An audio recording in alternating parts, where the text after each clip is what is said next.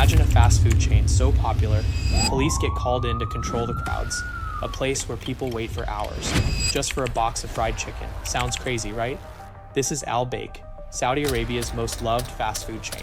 Since 1974, Baik has gone from a single store in Jeddah to over 120 locations, becoming a cultural phenomenon. But what makes Baik so special?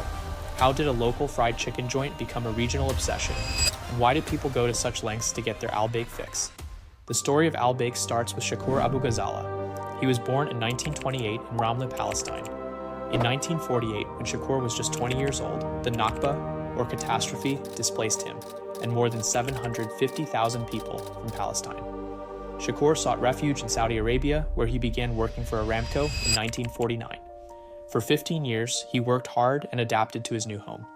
During this time, he got the Saudi nationality, but in 1963, he moved to Lebanon, looking for better opportunities for his family. There, he tried his hand at various business ventures. By 1965, Shakur had built up some savings, but the bank where he kept his money went bankrupt, and he lost everything he had worked for. Despite this setback, Shakur didn't give up. He returned to Saudi Arabia with a new idea. He noticed that there weren't many fast food restaurants in the country, and with his wife's support, Shakur decided to open a small fast food place of his own in 1974. He invested all his savings and signed an agreement with a French company for their special spice blend and equipment. Then he transformed an old warehouse on Airport Road in Jeddah into the country's first braised chicken restaurant. But just as Baik was taking off, tragedy struck. In 1976, only 2 years after opening his second restaurant, Shakur passed away at just 48 years old.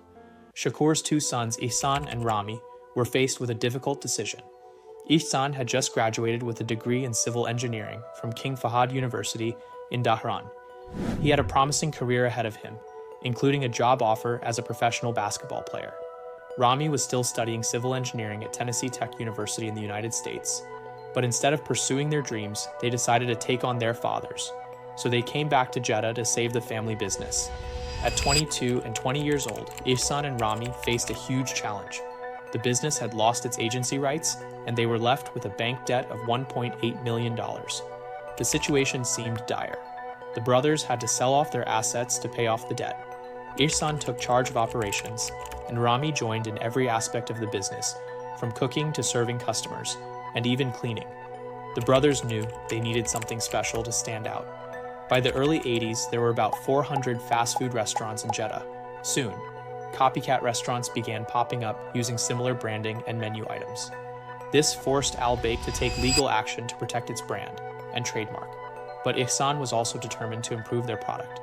He went to Paris to study food technology, and in 1984, after returning from France, developed the now famous recipe of 18 secret herbs and spices. For the next 3 years, the brothers spent their evenings preparing the secret recipe at an unknown location, and then ferrying it to their central kitchen. The business started to turn around, and in 1986, they rebranded the restaurant as Baik, meaning the important one in Turkish. 2 years later, Baik began operating seasonal restaurants in Mina during the Hajj season. This was actually requested by the Saudi government, but it allowed Baik to serve hundreds of thousands of pilgrims.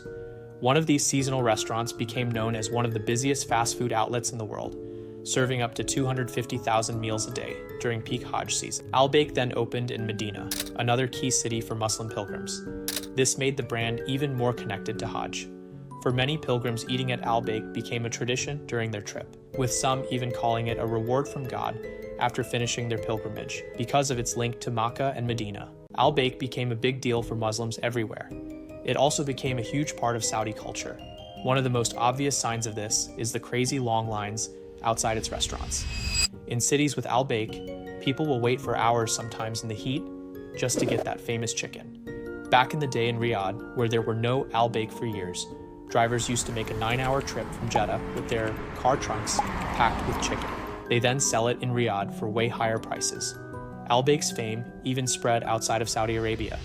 In places like Indonesia and Pakistan, people would hear about Baik from returning pilgrims, and some would pay big bucks for old Baik chicken brought back from Saudi.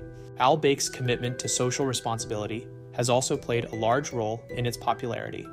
The company donates 1 riyal from every meal sold to charity, keeping a tradition started by the founder. During the pandemic, Baik donated 10,000 meals per day to people in need during the lockdown in Saudi Arabia. Often referred to as the KFC of the Middle East, Baik was exclusively available in Saudi Arabia's western region. But in recent years, the company began expanding both nationally and internationally. In 2020, Baik opened its first international branch in Bahrain. Then in 2021, they entered the UAE market with a store in Dubai Mall. During the 2022 FIFA World Cup, Baik set up mobile restaurants in Qatar, introducing their famous chicken to a global audience. Within Saudi Arabia, Baik has expanded to new regions, including Riyadh and the Eastern Province. This national expansion has been very popular with new store openings, drawing even more massive crowds. In many ways, Baik is following a similar path to KFC, which became a global icon by sticking to its roots while adapting to new markets. The big question now is, will Baik ever make it to the West while it's still mostly concentrated in the Middle East and parts of Asia? The brand's growing reputation and loyal fan base could make a move into Western countries inevitable. If KFC can become a global giant, maybe Baik has the potential to do the same. Maybe the real question is whether the West is ready for Baik.